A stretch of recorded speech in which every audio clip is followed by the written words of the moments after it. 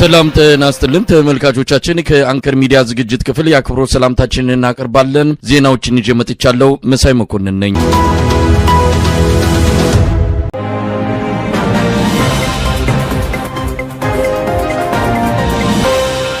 ኢትዮጵያ በባሌም ሆነ በቦሌ የባህር በር ባለቤት መሆኑ አይቀርም። ከ10 ዓመት በኋላ የኢትዮጵያ ሕዝብ 200 ሚሊዮን ሊደርስ ይችላል። 200 ሚሊዮን ሕዝብ ይዞ በ2 ሚሊዮን ሕዝብ መታፈን የለብንም ሲሉ ፊልድ ማርሻል ብርሃኑ ጁላ ገለጹ።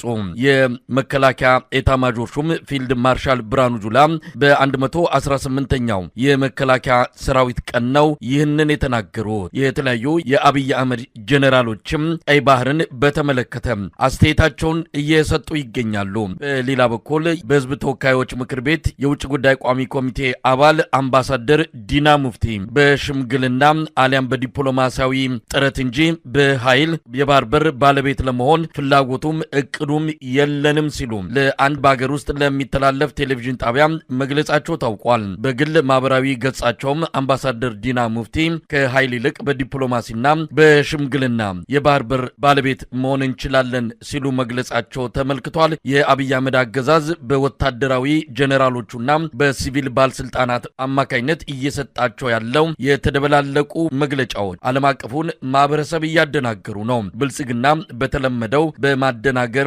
ስትራቴጂው የባህር በር ጉዳይን የተዛቡና የሚጋጩ መልእክቶችን እንዲተላለፍ እያደረገ ይገኛል። ይህ በእንዲህ እንዳለም አቶ ጌታቸው ረዳ ኤርትራ ጦርነት ልትገጥም አትችልም፣ ምክንያቱም አቅም የላትም በማለት በትላንትናው ዕለት በፓርቲያቸው ስብሰባ ላይ መግለጻቸውን ያገኘነው መረጃ ያመለክታል። በዚህ ጉዳይ ላይ ከዘውትር ተሳታፊያችን ጋር አጠር ያለ ቆይታ እናደርጋለን። እንግዲህ በፊልድ ማርሻል ብርሃኑ ጁላ እንደተገለጸው ከሆነ በባሌም በቦሌም ተብሎ ብቻ ኢትዮጵያ የባህር በር ባለቤት መሆኑ አይቀርም ነው። ይህ የኃይል እርምጃ ነው። ይህ ትንኮሳ ነው። በተለያዩ ጄኔራሎችም ይሄ አይነት መልእክት እየተላለፈ ይገኛል። በቅርቡ አንድ የመከላከያ ኮሎኔል የተናገሩበት ቪዲዮ እንዲሰረዝ ወይም ደግሞ እንዲወገድ ተደርጓል። እሳቸውም በተመሳሳይ የተናገሩት በቅርቡ አሰብን ጠቅልለን እንይዛለን ማለታቸው የተመለከተ ነው። ጄኔራሎቹ የሚናገሩት የኃይል እርምጃ መውሰድ እንደሚገባና ያንንም በማድረግ አሰብን መቆጣጠርና የባህር በር ባለቤት መሆን ይቻላል የሚል ነው። በአንዳንድ የአብይ አህመድ የፖለቲካ አመራሮች ደግሞ የሚሰጠው መግለጫ በተቃራኒ ነው። በሽምግልና አሊያም በድርድር ወይም በዲፕሎማሲ ጥረት የሚል አይነት የተደበላለቀ መልእክቶች ከአብይ አህመድ አገዛዝ እየወጡ ያሉት ወታደራዊ ጄኔራሎቹ እየፎገሉ ነው። አሁን ልክ የጠገበ በሬ ከመታረዱ በፊት አቧራ በቀንዱ እንደሚያፎገላው ወታደራዊ ጄኔራሎቹ ባገኙት አጋጣሚ ሁሉ በቃ ናውረድ ከሰማይ ይጥል ያለች በዳቦ አይነት መግለጫ ነው እየሰጡ ያሉት። ኤታ ማጆር ሹሙን ጨምሮ የተለያዩ ወታደራዊ ጄኔራሎች ከፍተኛ የሆነ ጠብ ያለች በዳቦ የሆነ መግለጫ እየሰጡ ባለበት ሰዓት በጎን ደግሞ ትልልቅ ፖለቲከኞች የጉዳዩን ምንፈታው የወደቡን ጉዳይ ምንፈታው በዲፕሎማሲ በንግግር ከምስራቅ አፍሪካ ሀገራት ጋር በድርድርና በውይይት ነው እያሉ እየተናገሩ ነው። የትኛው ነው እውነት? የትኛውን እንመን?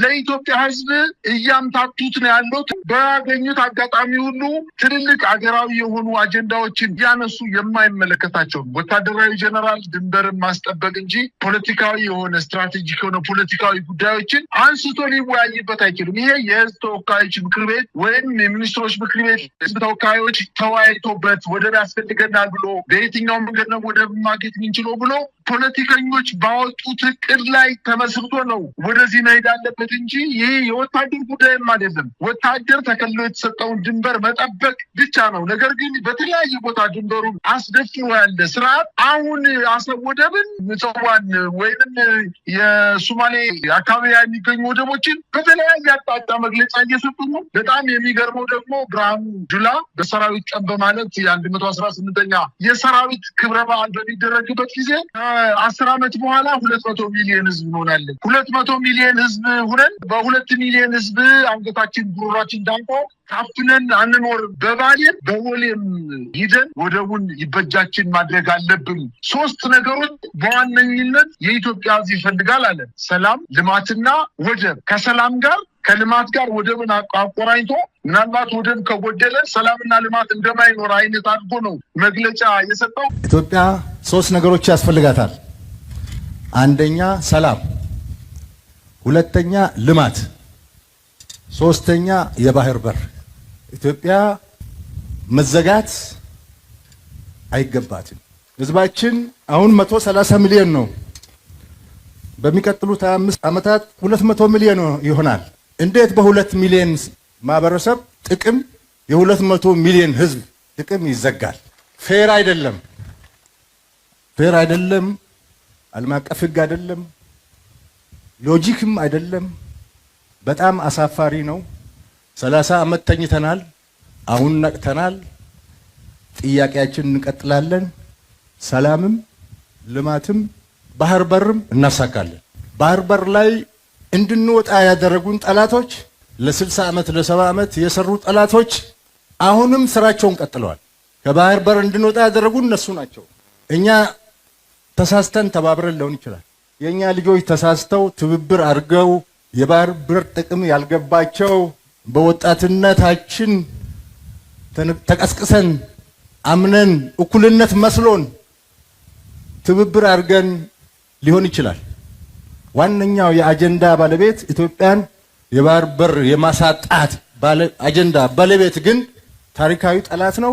አሁንም ቀጥሎበታል። መከላከያ ሰራዊታችን እናጠናክራለን፣ ልማታችን እናፋጥናለን፣ ባህር በር እናገኛለን። በአጠቃላይ የተምታታ መግለጫ ነው እየሰጡ ያሉት። በተለይ ደግሞ በጦር ላይ ማሰልጠኛ ወታደራዊ የልዩ ማዕረግተኛ ወታደሮች የምረቃ ስነ ስርዓት በሚደረግበት ጊዜ ሜጀር ጀነራል ብርሃኑ የተባለው ሰውዬ ሲናገር በጣም በርካታ የሚያስተዛዝቡ ነገሮችን የተናገረው። ከተናገረው ንግግሮች መካከል ቀይ ባህር የኢትዮጵያ አንጡራ ሀብታችን ናት ይታወቃል። ይህንን አውቃችሁ የሀገራችንን የወደብ ባለቤትነት ልታሳኩ የተዘጋጃችሁ የአባት አያቶቻችሁን ጀግንነትና ወኔ መድገም ይገባቸዋል። አሁን ላይ የተገኘውን ሰላም መስዋዕትነት በመሆን ጽኑ መሰረት ላይ ያስቀምጣል ይልና መሰረቶችም እየናደ እንግዲህ እዚህ ላይ የሰራዊቱ አጠቃላይ በኢትዮጵያ ያለ የመከላከያ ሰራዊት የሀገሪቱን ልማት አብሮነት እና ሌሎችንም ድንበሯንም የናደበት ሁኔታ ነው ያለው። በደቡብ ሱዳን በኩል ብንሄድ፣ በጅቡቲ በኩል ብንሄድ፣ በኬንያ ድንበር በኩል ብንሄድ እና በሰሜን ሱዳን ብንሄድ ድንበሯ ተንዷል። የትኛውን ድንበር አስከብሮ ነው ድንበሯን አስከብሬ እየኖርኩ ነው እያለ የሚናገረው? ብርሃኑ ጁላም እንዲሁ ኢትዮጵያ 3 ነገር ያስፈልጋታል ብሎ ገልጾታል። የአፍሪካውያን ተስፋ፣ የዜጎች ኩራት ሆና እንድትቀጥል የእናንተ ድርሻ ትልቅ ነው በማለት በሰራዊቱ ቀን ተናግረዋል። እንግዲህ የአፍሪካውያን ኩራት ናት ኢትዮጵያ። ኢትዮጵያውያን እኮ አሁን አፍሪካውያን እጅግ በጣም የሚያፍሩባት መመኪያ የነበረች ሀገር፣ በብልጽግና ዘመን ግን ዜጎቿ ወደ ውጭ ሀገር እየሄዱ በባቡር የሚሞቱባት፣ መሰረተ ልማቶቿ በተቋም ደረጃ የመከላከያ ሰራዊት ይሄንን ሰራዊት በየክልሉ አሰማርቶ ከዚህ በፊት የነበረው መንግስት የገነባቸውን ጤና ጣቢያዎች፣ ትምህርት ቤቶች በአጠቃላይ መሰረተ ልማቶችን እያወደመ ዜጎችን እየደፈረ እናትን ከባል ፊት የሚደፍር ባትን አስሮ ልጆችን የሚደፍር ስርዓት በሄደበት ሁሉ እየተቃማ እያቃጠለ እያወደመ ያለ የጉግ ባንኩ ስርዓት የትኛው ክብር ነው ኢትዮጵያን እያስከበረ ያለው? ስለዚህ በኢትዮጵያውያን ዘንድ በጣም ከፍተኛ የሆነ ጥርጣሬ ውስጥ እንድንገባ አድርጎናል። በአጠቃላይ ግን በወታደራዊ አመራሮች ላይ እየተነገረ ያለውና በፖለቲከኞች እየተነገረ ያለው ወደብ በማስመለስ ደረጃ እየተምታታና የተጣረሰ ሀሳብ እየሰጡ ህዝቡን እያምታቱት እንደሆነ ነው መረጃዎችን የሚያመላክቱት። መሳይ